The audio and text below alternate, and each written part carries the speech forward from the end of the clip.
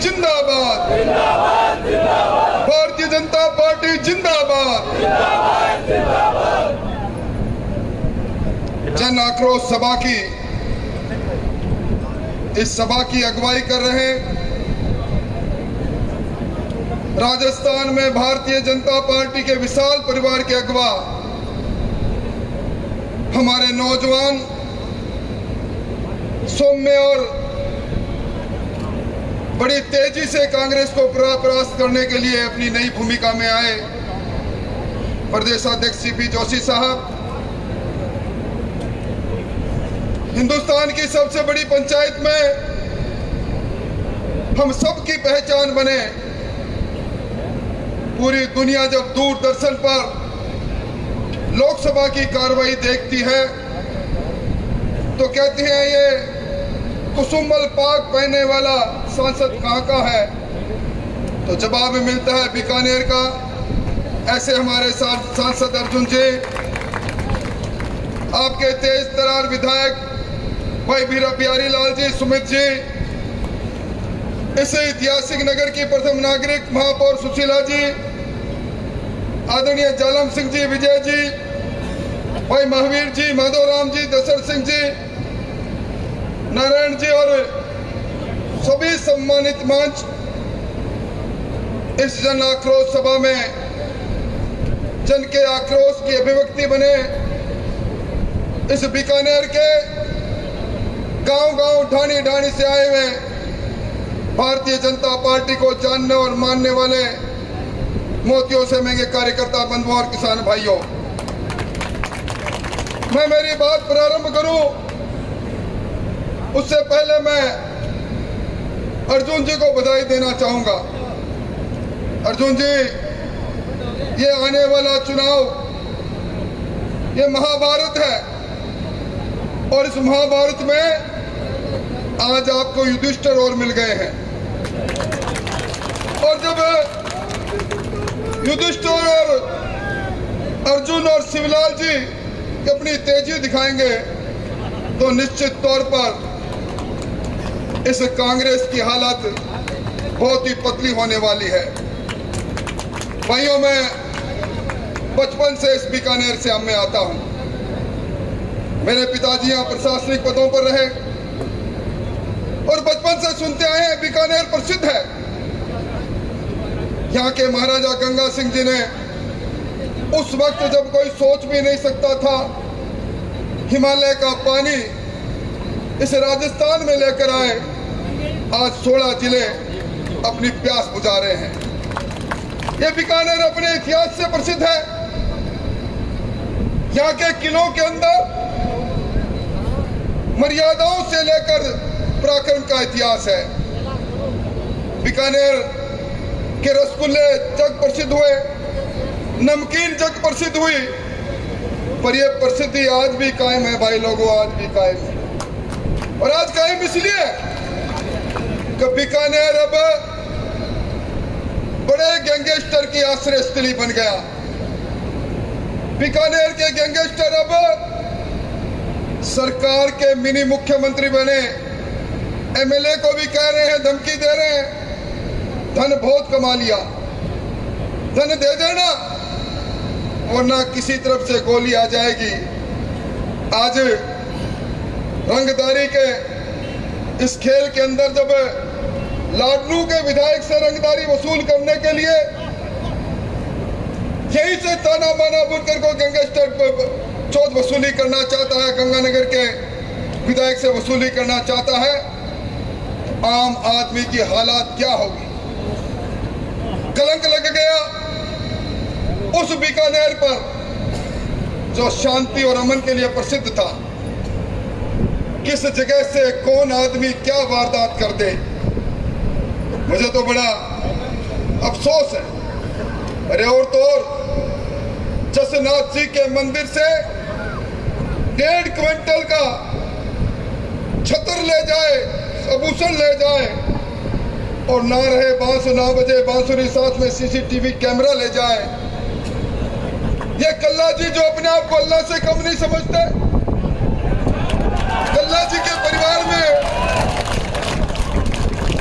चोर चोरी करके ले जाए, कल्ला जी अधिकारियों को कहते रहे वो चोरी भी बरामद नहीं हो, कौन रखवाला होगा। मैं जिस जगह पर बैठ रहा हूं बोल रहा हूं उसके ठीक सामने यहाँ संभाग के आईजी भी बैठे हैं, यहाँ एसपी भी बैठे हैं। बड़े अफसोस के साथ कहता हूं उनकी रुचि इसमें नहीं कि अपराधी और अपराधियों में भय हो, उनकी रुचि इस बात पर है कि यह भ्रष्टाचार की गंगोत्री बह रही है। इस लोकतंत्र में जो बड़ी कुर्सियों पर बैठे हैं, जो मंत्री हैं, जब वही लूटने में लगे हैं, खनन में लूट रहे हैं, रॉयल्टी में लूट रहे हैं, तो हम क्यों पीछे रहे। ये चोट वसूली करने वालों के दफ्तर के सामने मैं मेरी बात कह रहा हूं। आज इस बीकानेर के कांड से हमारी देश की सुरक्षा पर खतरा आ गया। बीकानेर की सरहद जो पाक से लगती है, आज उस पाक की सरहद से सरेआम हेरोइन, स्मैक, अफीम, इसकी तस्करी हो रही है। कोई सरकार से पूछे, ये सरकार ये तो बताओ, ये तो सरहद है, इसके इंटेलिजेंस की चौकियों को आपने क्यों बंद कर दिया। सरकार के पास उत्तर नहीं, क्योंकि सरकार की सरपरस्ती इनसे मिली हुई है। आज इस बीकानेर का वन क्षेत्र सुरक्षित है देश में सबसे ज्यादा। यहाँ बैठे हैं आपके सांसद महोदय, ये जिप्सम की अवैध इस खनन के काम को अगर इसी तरह अंजाम होता रहा तो आपके इलाके में पेड़ नहीं मिलेगा। सारे खनन माफिया सरकार की सरपरस्ती में सारे वन को खा जाएंगे। जिस बीकानेर के अंदर आज इस बात के लिए भी बीकानेर राजस्थान में जाना जाता है, सर्वाधिक इस बार बीकानेर जिले के अंदर किसानों के साथ नाइंसाफी हुई। नहरबंदी का आलम तोब है, पशु के सामने जीवन संकट खड़ा है और सबसे कम सिंचाई का पानी मिला, सबसे ज्यादा किसान की बारी पिटी, सबसे ज्यादा किसान की फसल तबाह हुई, तो दूसरी जगह नहीं इस बीकानेर के किसानों की हुई।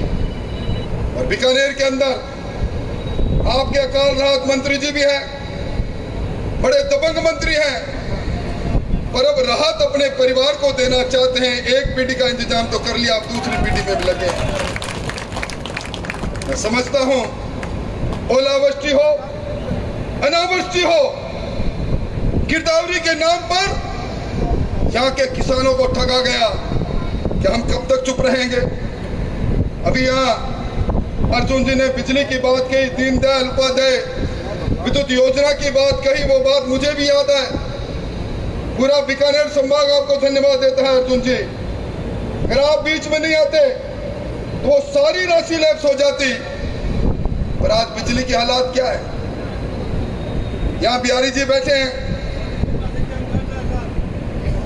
यहाँ गोदारा जी बैठे हैं। आपको याद होगा पिछली बार विधानसभा में मुख्यमंत्री जी ने बड़ी जोर से घोषणा की थी कि इसी 1 अप्रैल 2023 से राजस्थान के किसानों आपको 8 घंटे से ज्यादा बिजली और दिन में मिलेगी, रात की बिजली का बात भूल जाओ। कहाँ है बिजली। हमने सुना था अंधेरी नगरी चौपट राजा। मैं गांव की बात तो मैं क्या करूं। हमारे नगर घंटों घंटों अंधेरे में डूबे रहे। इन्होंने कहा था हमें बिजली के दाम नहीं बढ़ाएंगे। कोई इनसे पूछे ये फ्यूल चार्ज का क्या मामला है, इस बार बिल आएगा तो बिखर जाके देख लेना। 33 पैसे बिजली के दाम हर यूनिट के बड़े मिलेंगे।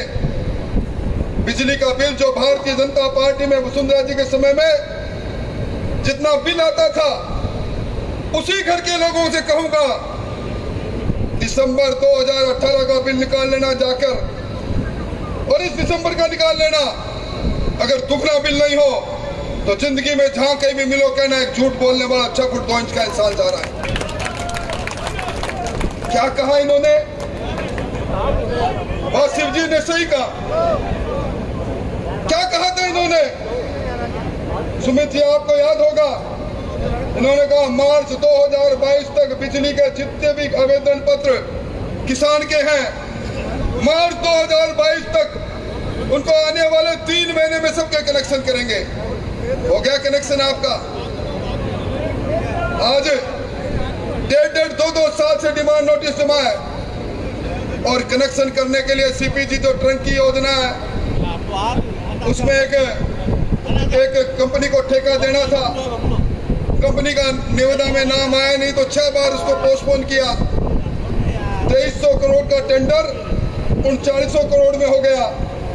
और मैं कहना चाहता हूं बिजली मंत्री आपके यहाँ के हैं, किसान के दिल पर तो बिजली कड़कती है और उनके घर में तो उजाला ही उजाला है।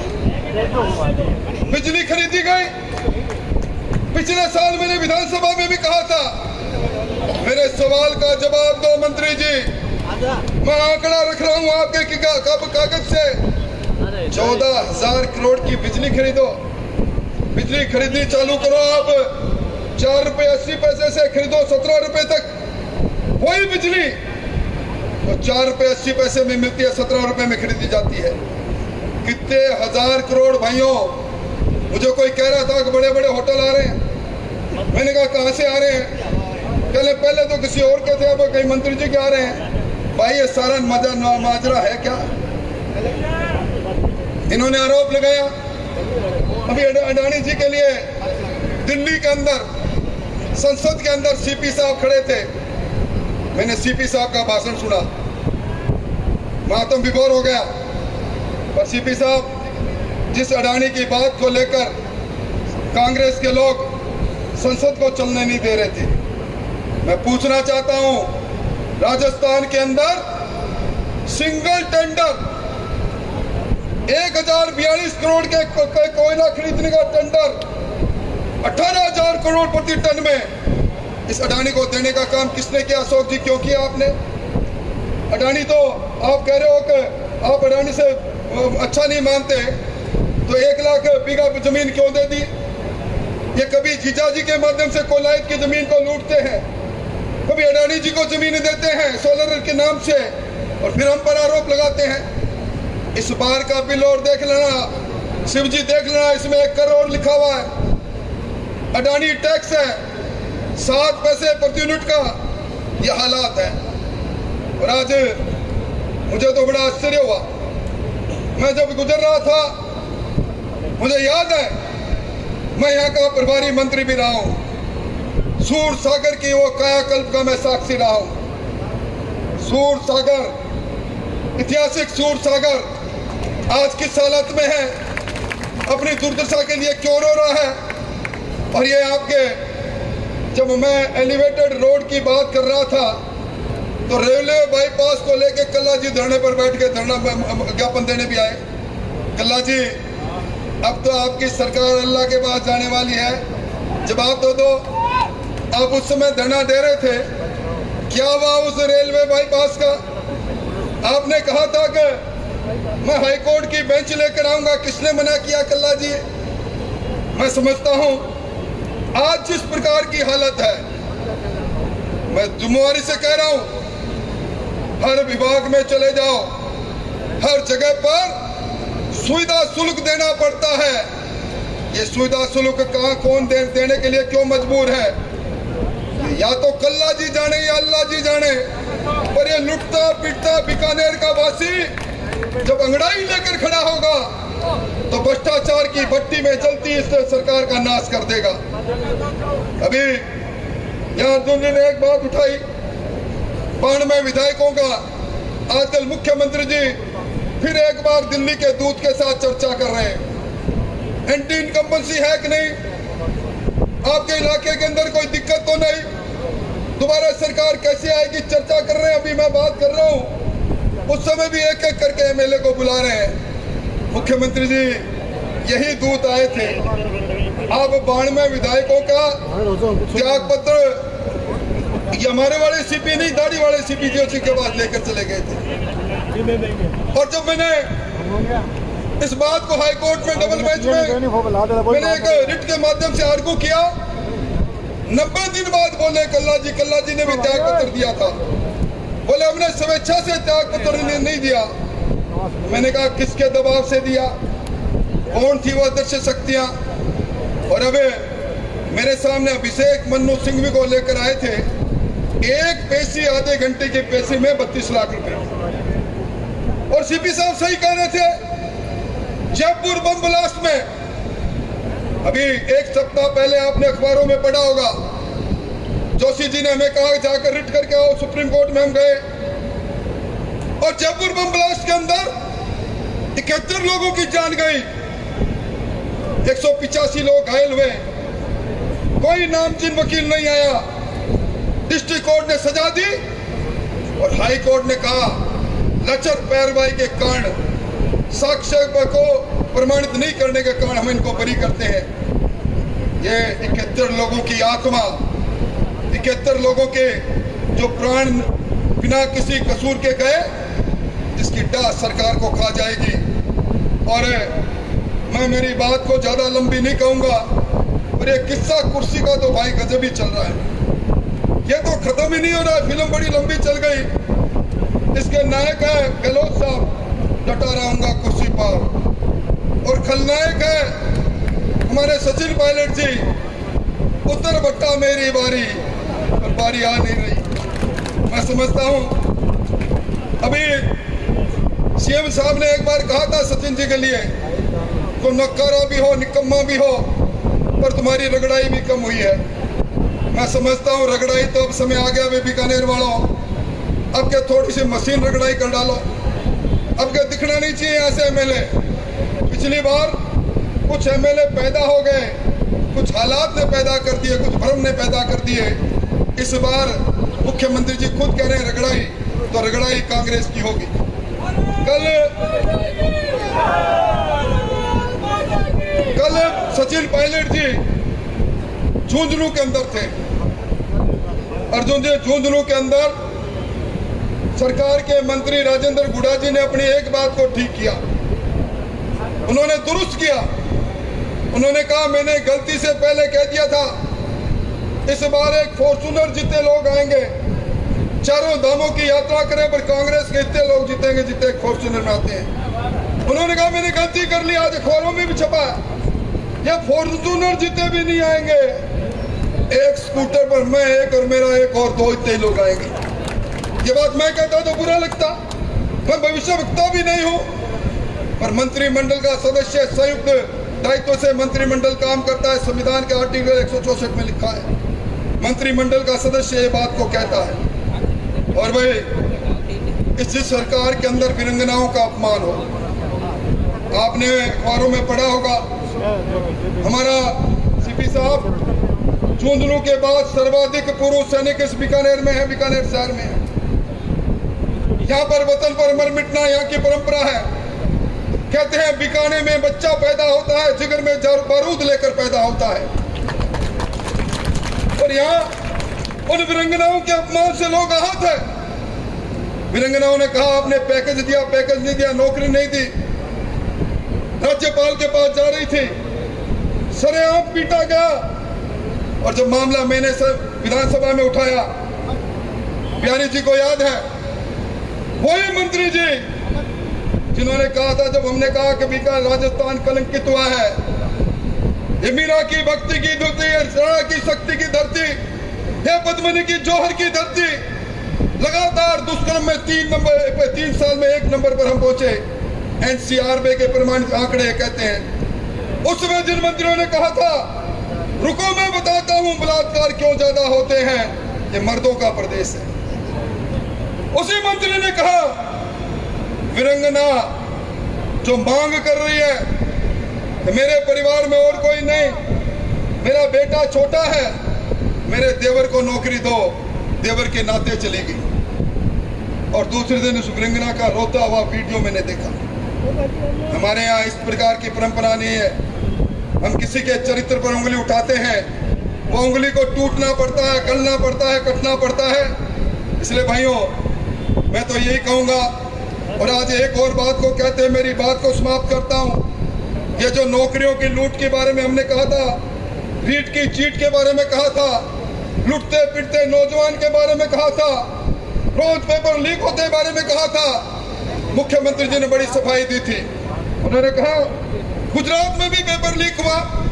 मुख्यमंत्री जी, आज मैं आपसे पूछ रहा हूँ, ये राजस्थान लोक सेवा आयोग, इससे बड़ी संवैधानिक संस्था कौन सी होगी? इस लोक सेवा आयोग में उन लोगों को भेजा जाता है जिनको सरकार उत्कर्ष समझती है। आपने इन्हें बाबूलाल जी कटारा को भेजा, आज आपके एसओजी ने उनको पकड़ा है। उन्होंने आरपीएससी में नौकरियों को बेचने का काम किया, उनके भांजे को पकड़ा है, उनके ड्राइवर को पकड़ा है। लानत है ऐसी सरकार के, जिस सरकार में राजस्थान लोक सेवा आयोग जैसे उच्च संस्था के अंदर भी चोरों को नामजद किया जाता है। इनका नामजद भी मुख्यमंत्री जी ने किया था। इसलिए भाइयों, और अब आजकल महंगाई राहत की बात चल रही है, मैं समझता हूं मुझसे पहले बिहारी जी ने ठीक ही कहा, राजस्थान में सर्वाधिक महंगा पेट्रोल डीजल यहाँ इसलिए है, डीजल पर 31 रुपए 40 पैसे, पेट्रोल पर 31 रुपए 40 पैसे, डीजल पर 19 रुपए 10 पैसे। ये किसने वेट लगा रखा है? सबसे महंगे मंडी टैक्स 2 रुपए 67 पैसे राजस्थान का यहाँ है। सबसे महंगी बिजली यहाँ है। अरे महंगाई राहत पर खैरात बांटने की बात कर रहे हो? ये राजस्थान स्वाभिमानियों का प्रदेश है। अब कह रहे हो 100 यूनिट बिजली फ्री लेनी है तो आओ मेरे कैंप में। अब कह रहे हो महिलाओं आओ स्मार्ट टेलीफोन दूंगा। अब कह रहे हो जब सरकार आचार संहिता से 6 महीने दूर है अन्नपूर्णा की किट दूंगा। गहलोत साहब, अब आपके दिन लद गए। राजस्थान के आवाम ने आपके चेहरे से नकाब को खींच लिया है। अब समय इस बात का है, समय का काल चक्कर घूमेगा। वोट की चोट से सरकार को परास्त करने का काम हम सबको मिलकर करना है। आज इतनी बड़ी संख्या में मैंने पहली बार देखा है।